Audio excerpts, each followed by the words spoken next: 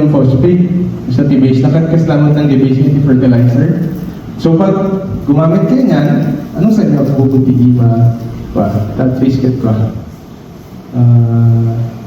First of all, we would like to express our gratitude for inviting us into this activity. Thank you, ma'am, sirs. Sa ating mga establishment, business establishment, makikita nyo ito sa, usually nilalagay nila ito malapit sa hagdan, sa pintuan, and you as well as a personal ng ating kailangan alam nyo kung saan nakalagay yung ating mga fire extinguishers. Kaya umisan yung mga floor plans ng mga establishment, tinaas namin sila na hindi lang nila ilagay yung exit, specify din nila kung saan nakalagay yung mga fire extinguishers. So sana hindi ito nakatago, usually kasi nakatago ito. So ito yung ating fire extinguisher.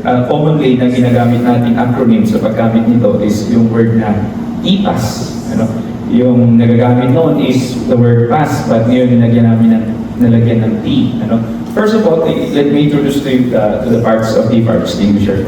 First, makikita nyo po muna ito yung pin. Yung pin, makikita nyo lang po siya dito. Ito yung discharge lever, yung i-squeeze mo dito. Discharge lever. Ayan. Discharge lever. Ito po yung ating tinatawag na pressure gauge. Dito po ninyo mag-check kung okay pa ba yung fire extinguisher ninyo sa office or sa mga napupuntahan ninyo. Kapag yung discharge lever, yung po niya, arrow point niya is naka 90 degrees, nakalagay siya sa green, ibig sabihin it's good. Minsan kapag wala ng pressure, kumababa siya sa pupunta siya sa kailangan na niyang ma-recharge.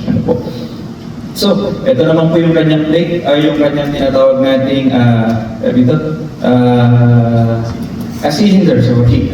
May cylinder, metal tanke po ito, tanke siya. And dito nakalagay yung kanyang mga, ito po yung kanyang information sheet, at dito nakalagay yung mga, pwede niyang extinguish na sunog. Unfortunately, naharangan lang. Ito. Dito niyo po yung, nakalagay doon A, B, and C. Kaya po niya sa ordinary combustible material na yung produce ng ash, liquid fire na B, and then yung current, yung mga electrically charged na ating mga appliances. So, paano ba siya, sir, ginagamit? So, first of all, yung sinabi ko nga sa inyo ng word na TPAS, letter T is twist the pin. Twist nyo po ito. Twist the pin. Para nang sa ganun, masira po itong seal po niya. Then twist the pin. Then pull. Ayan po. And then pull. Pull the pin. And then aim. Ito pala, yung hindi ko nasabi sa inyo. Ito yung kanyang hose. And then ito yung kanyang nozzle. Aim, hawakan po natin dito. Dito po tayo sa nozzle maghawak. Minsan sabi nila daw, sige po. Minsan sabi nila, kapag single, at walang experience, dito daw humahawak Pagka may experience dito na daw sila humahawak. Sa nozzle na.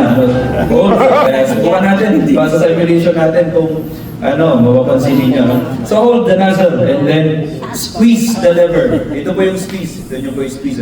Squeeze the lever and then sweep. Pero pagka in-squeeze po ninyo yung lever, tamahan po natin yung base of the fire.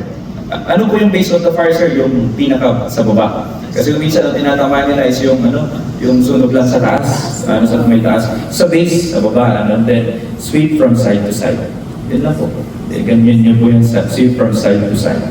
And usually, minsan, kapag we ask na kailangan dalawa sana ang fire extinguisher ang ating ginagawa. Usually minimum na may dalawang fire extinguisher sa ating offices.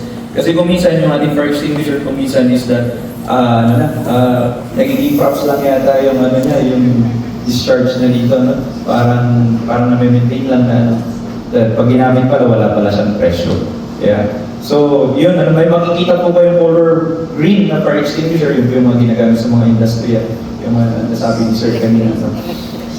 So, ang maintenance po nito, paano po yan, sir? Paano po yan mini-maintain? So, since ito po ay isang powder, alam niyo ang foam powder, kapag yan ay hindi nagagalaw, titigas po yan.